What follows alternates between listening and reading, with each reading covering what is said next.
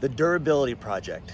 That's what I'm gonna call this series. Just came up with it this morning, and I think it's appropriate for what I'm trying to do as a middle-aged guy who has big ambitions as far as health. I wanna live a really long time. I wanna be super strong and healthy throughout my entire life. And I think that durability is the key to that. But to be durable, it takes a lot of intention and practice and discipline, a little bit of luck, but you gotta be smart and build healthy habits. And that is what I've been doing for 30 years, which is basically as an occupational therapist, strength and conditioning specialist, Healthspan coach. I preach about it. I have a podcast, Healthspan Digest podcast, and I talk about it and break down the science into a simple, practical way as possible. What I've never really done is shown behind the scenes, like what I do. I mean, do I practice what I preach? And if I do, how often? And what happens when I slip up and I say one thing, but I do another thing, because that's the reality of it. So that's what this project is about. I really want to be transparent and show that it's not easy. You know, I'm busy. I'm actually an entrepreneur, so I've got a couple of businesses that I run, which means it's a 24/7 job. I do get the luxury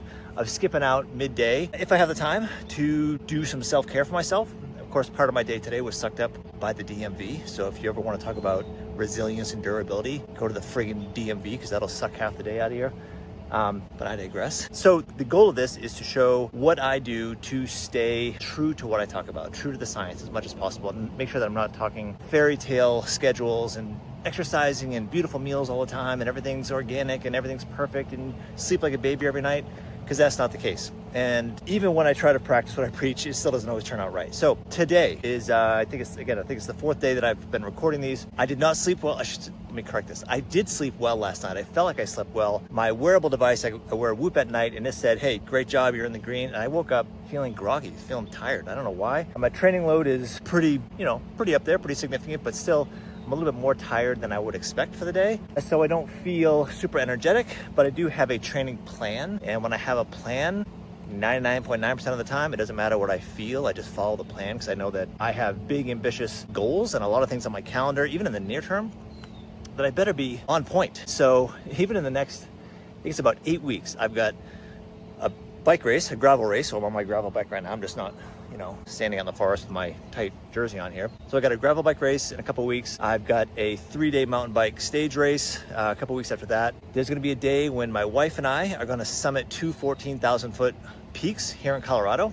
We moved to Fort Collins not so long ago, and it's a beautiful place out here. So we're gonna put in some big miles and summit a couple of peaks. And next week, we're actually gonna do 3 days of backcountry camping. Not big hikes, we'll do some hikes, but nonetheless, that's just in the next 8 weeks. Not even to mention the DMV, and not to mention the other chores that I have. And yeah, it just goes on and on. So there's a million things going on. I'm probably stretched a little bit thin with work and stuff, but I'm still kind of getting after it, doing this sort of stuff, because I want to keep being as healthy as I possibly can. So the tip of the day is grab whatever time you can. That's what I have to do. It is, I think, 88 degrees out right now, and way harder than what I want it to be to train. My goal for the day is to do a couple hours, an hour and a half, 2 hours of endurance base running, basically base miles or zone 2, to give me a broad foundation for these big cycling events I have coming up and for great cardiovascular health. But I would not choose to be doing it when it's 88 degrees out.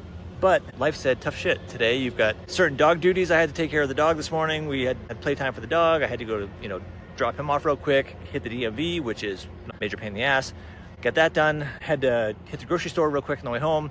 Bunch of emails, bunch of work. And now by the time I get to sneak out, I'm gonna try to wrap this up so I can get back home and get dinner ready. It's hot outside. So I'm mindful of that. The good news is, I suppose, that I'm training for the heat. So I'm trying to acclimatize my body to the heat, because or at least one main event I'm doing is going to be pretty hot out, and your body can adapt to heat, which maybe that's for another topic I can dive into on a future episode of this. It's something I got to be really mindful of, because I did have a heat incident, I'll say. I don't want to say heat stroke, but it was scary, and I got really sick I was actually running a 10K, and I got super sick, overheated, not pretty. So I got to be mindful about that.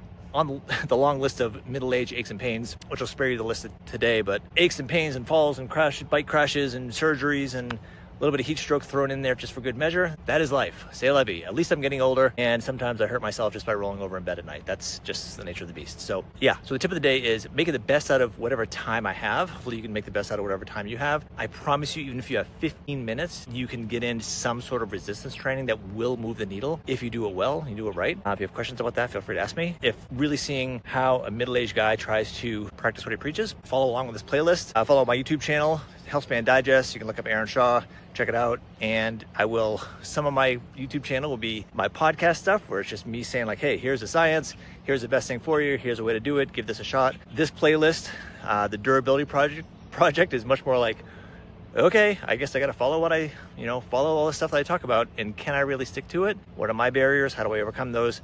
That's what this is about. So if there's enough interest in this over time, and I recognize that this takes months and months and months of commitment to do, but if there's enough interest over time, I would consider creating an actual community out of this. Again, just for the sake of having other people that are striving for health and fitness and longevity and an extended lifespan and health span, but really just kind of need a little support, community support. I would love to be part of that if there's interest in doing that. So if that piques your interest, send me a message. If you have questions, drop them below. And thanks for listening. So now I got to go get in my rides. Peace out.